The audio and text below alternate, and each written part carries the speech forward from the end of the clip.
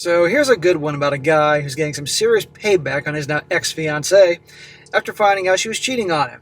And not only does he get payback on her, he gets payback against the guy that was hooking up with her. Titled, My Fiancé Cheated on Me with a Married Man, and I'm now going out with his wife.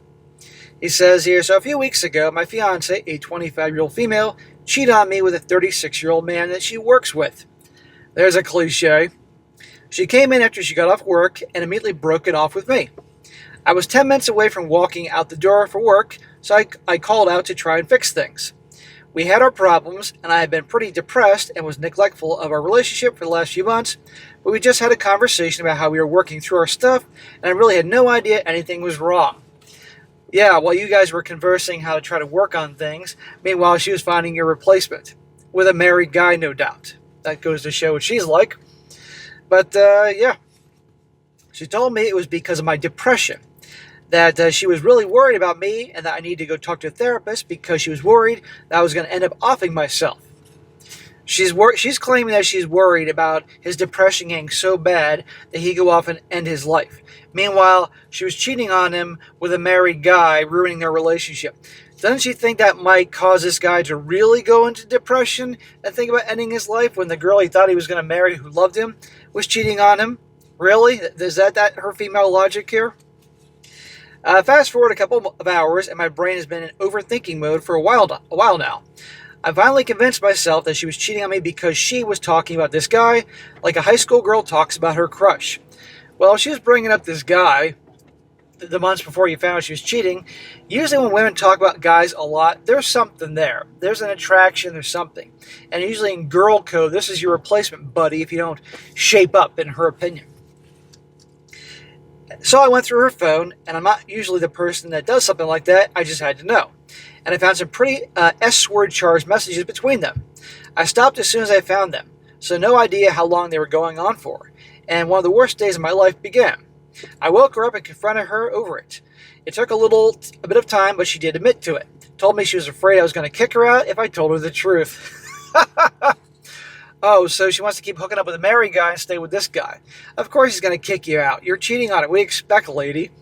And again, dude, never apologize, guys, for going through your girl's phone if there's so many red flags that you're thinking you're at a commie parade. You have a right to go through the phone because the phone holds all the secrets to the world. And by the way, guys, bear with me with the noise over there. They're chopping up some palm trees and one of those whatever you call it. You know, those devices you throw brush in and chops it into small pieces. I can't think of the name. The wood chip machine. So bear with me the noise. This is Florida. Somebody's always mowing a lawn, using leaf blowers, or doing something like that. Anyway, we were together for about 4 years. I was preparing to take on more hours at my job so she could quit hers and take some time to recover from her growing burnt out. Smack! Growing burnt out? She's 25. She just entered the workforce. Guess what? Having a career and working is sometimes, burns you out. Why, you're going to take on more for her? Really? This is the thanks you get? Don't set yourself on fire to keep somebody else warm, dude. After we talk and everything is said and done, I call my best friend. I'm not a petty person, but my friend is. She is the female friend here. She proceeds to make a post in the local Don't Date This Man Facebook group. Little did we know this was going to absolutely explode. Almost immediately, people are commenting on it, and then his wife, a 36-year-old female, comments on it. She had no idea. My best friend reaches out to her, and we get all the info from her about him. Audio recordings where he's screaming at her, and she's just crying. We see exactly the person this guy is. I send the info to my ex. She's moved in with him, by the way, and he has already gotten her believing that his wife is a terrible person.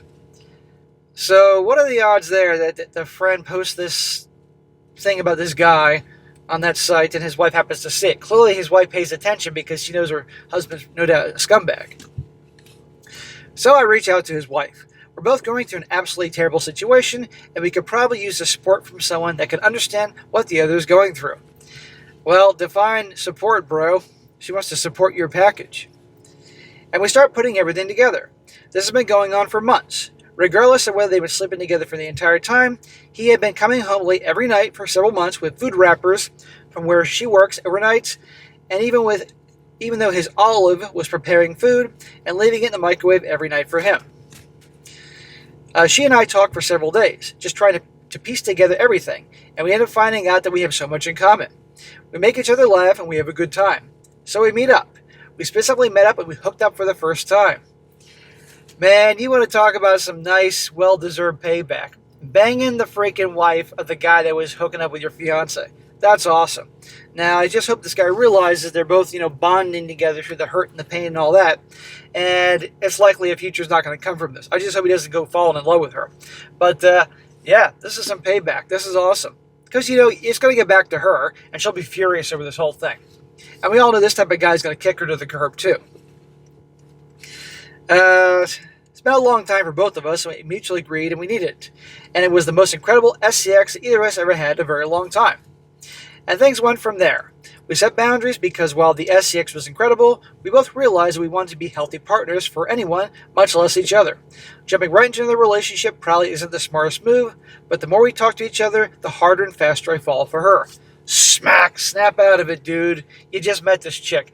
You're falling for her because you're hurt so much and you get that she understands you and everything. No, you need some serious recovery time. Any good therapist worth his psychology PhD would agree with me. And I can see that it's the same for her.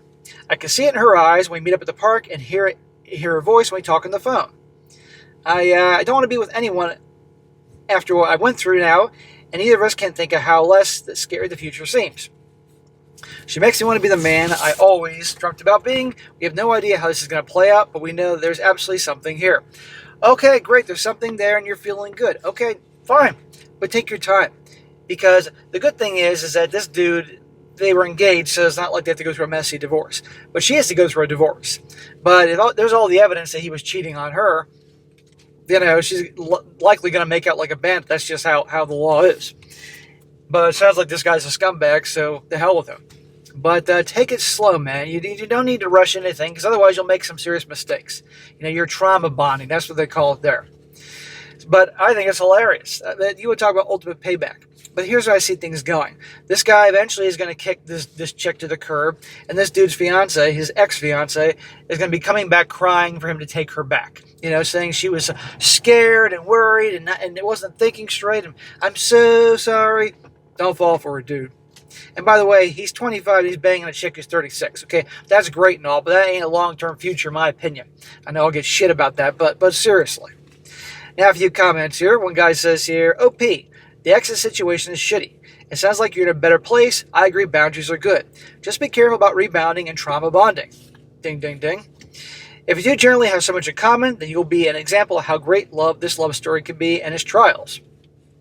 Another one says here, honestly, in a situation where you get cheated on, you're managed to find out a new potential partner who's in the same boat as you, and you gotta fuck the dude's wife.